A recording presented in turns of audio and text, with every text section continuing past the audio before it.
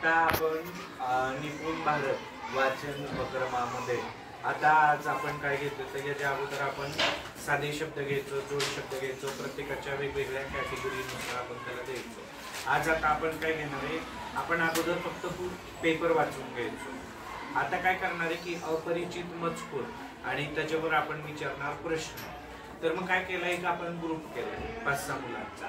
यांना काय करणार आहे, आता मी हे पेपर देणार आहे. तुम्ही काय करायचं, तुम्हाला हवी असलेल्या न्यूजला तुम्ही काय करायचं, त्याला चौकोन करायचा आणि तो चौकोन करून पहिला तुम्ही स्वतः वाचायचा. लक्ष द्या, पहिला स्वतः वाचायचा. उदाहरणार्थ दाखवतो, याच्यावर चौकोन एक केला बरोबर. इथं चौकोन केल्यानंतर मी काय करणार, हा मजकूर पहिला वाचणार. उदाहरणार्थ कशातला आहे तर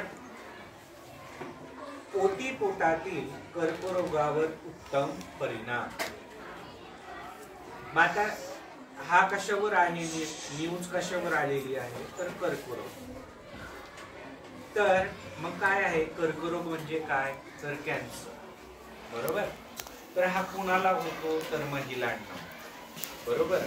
मग काय करायचं हे तुम्ही जसे मी प्रश्न आता 3 प्रश्न केला की तसं मग तुम्ही काय करायचं, मनामध्ये प्रश्न तयार करायचे आणि तुम्ही काय करणार समोरच्याला विचारणार की ही सदर न्यूज कशावर आली आहे बरोबर. या न्यूज मध्ये कोणत्या रोगाबद्दल माहिती आली आहे बरोबर. हा रोग कुणाला होतो, या रोगाचे दुसरे नाव काय, तुम्ही काय करायचे समोरच्याला विचारायचं. आणि हे काय आपण किती वेळ देणार आहे, विदिन 5 मिनिट्स. एक न्यूज वाचायला किती वेळ लागणार आहे 5 मिनिट बरोबर. तर आता तुमचा वेळ चालू होतोय आणि तुम्ही काय करायचे चौकोन करा कोणत्या पण न्यूजला, स्वतः तुम्ही वाचा, त्याच्यावर प्रश्न तयार करा. त्याच्यानंतर तुम्ही काय करणार आहे, पार्टनरला ती परत पेपर देणार आहात, तो ते वाचणार आहे. इव्हन तुम्हाला पण दुसरा पेपर भेटणार आहे, तुम्ही पण ते वाचायचं. कळालं, म्हणजे तुम्ही वाचलेला तो पण वाचायचा, लक्षात ठेवायचा. तुम्ही जो दुसऱ्याला लिहिलाय तो पण पॅरेग्राफवर तुम्ही प्रश्न तयार करायचे, लक्षात. म्हणजे काय तर माहितीची आपण देवाणघेवाण करणार आहोत आणि प्रत्येकाला हे आपण करून घेणार आहोत. यांनाच नाही तर वर्गामध्ये प्रत्येक जण आपण करणार आहोत. कळालं सगळ्यांना. आता ज्यांची गोष्टीची पुस्तकं चालू, ज्यांचे आई चालू आहे, आई वाले मला वाटते 2च जण बरोबर. तर ज्यांचं ते चालू आहे ते त्यांचं ते करतील, असं नाही की त्यांना दुसरा आपण अभ्यास. ज्यांची पुस्तकं चालू आहेत त्यांनी पुस्तकातलंच करायचं. फक्त ज्यांची गोष्टीची पुस्तकं चालू आहेत त्यांनी गोष्टीचं, आणि जे आता वर्तमानपत्रापर्यंत आले तर त्यांचं आपण अशा पद्धतीने घेणार आहोत. समजलं. प्रत्येक जणांनी आपण कुठे आहोत हे पाहायचं आहे आणि त्याच्यानुसार आपला अभ्यास करायचा. प्रत्येकाने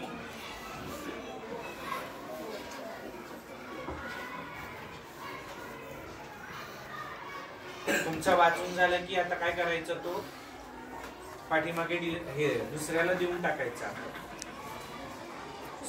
स्वतः वाचायचा, त्यावर क्वेश्चन तयार करायचे आणि मग आता आपण दुसऱ्याला देणार आहोत.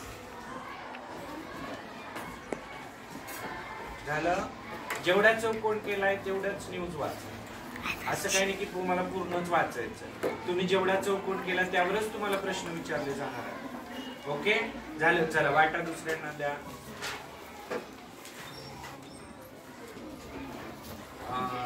तुझा याला दे, याचा तुला, म्हणजे बरोबर त्याला नाही राहून दे, म्हणजे बरोबर प्रत्येकाला वेगवेगळा. चला आता ही न्यूज तुम्ही वाचायची. याला स्क्वेअर नाही केलं बाळा, हा कुणाचा न्यूजपेपर आहे तुझा, स्क्वेअर नाही केला आतमध्ये स्क्वेअर केला. आता तू कोणती न्यूज वाचली त्याला स्क्वेअर कर. हा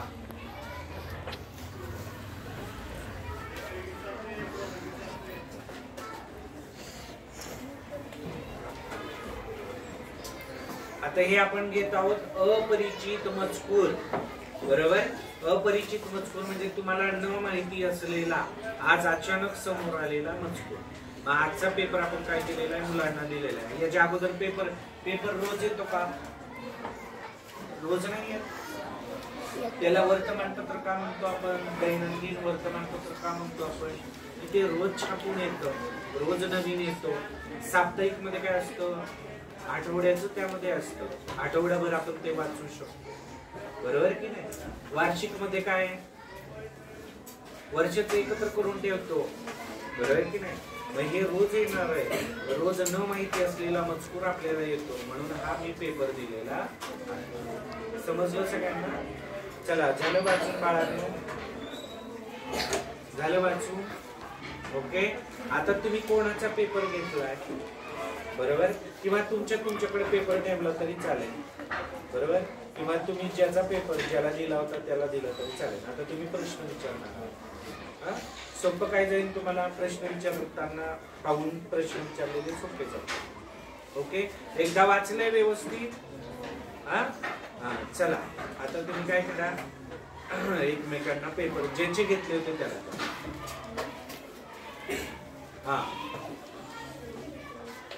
चला कोण कोणाला प्रश्न विचारतोय. तू कोणाचा घेतला. तिने तुला दिला ना. तुम्ही एकमेकांना प्रश्न विचारा. मुलाखतीत शरद पवार यांनी या बाबतीत विधान केले. काय विधान केले. बर, कोणत्या नेत्याचा उल्लेख झालेला आहे त्याच्यामध्ये. कोणाकडे आली होती ती न्यूज. मग कोणत्या राष्ट्रीय नेत्याचा त्या न्यूज मध्ये उल्लेख झालेला नाही. काय संबंध आहे. तिने वाचला ना तो आता. मी काय सांगितलं, कोणत्याही नेत्याचा आपण उल्लेख करताना कसा केला पाहिजे. नेकेरी करायचा का. माननीय श्री शरदजी पवार.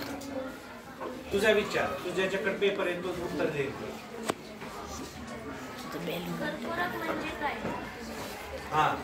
कर्करोग म्हणजे काय. कर्करोगाचं दुसरं नाव काय वाचला ना. मग त्याच्यामध्ये दिलंय कंसामध्ये. मी किती ओळी वाचल्या. 4 ओळी वाचल्या. लगेच सांगितलं. आपण वाचताना तेवढं लक्ष देऊन वाचलं पाहिजे.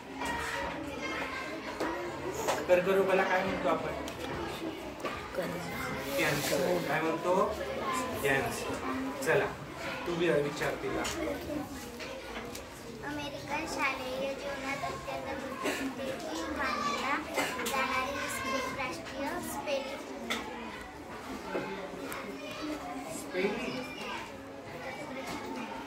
स्पेलिंग लगेच कशी लर्न होईल. कोणत्या कशावर आली ती बातमी. कशाची संदर्भात आली आहे बातमी.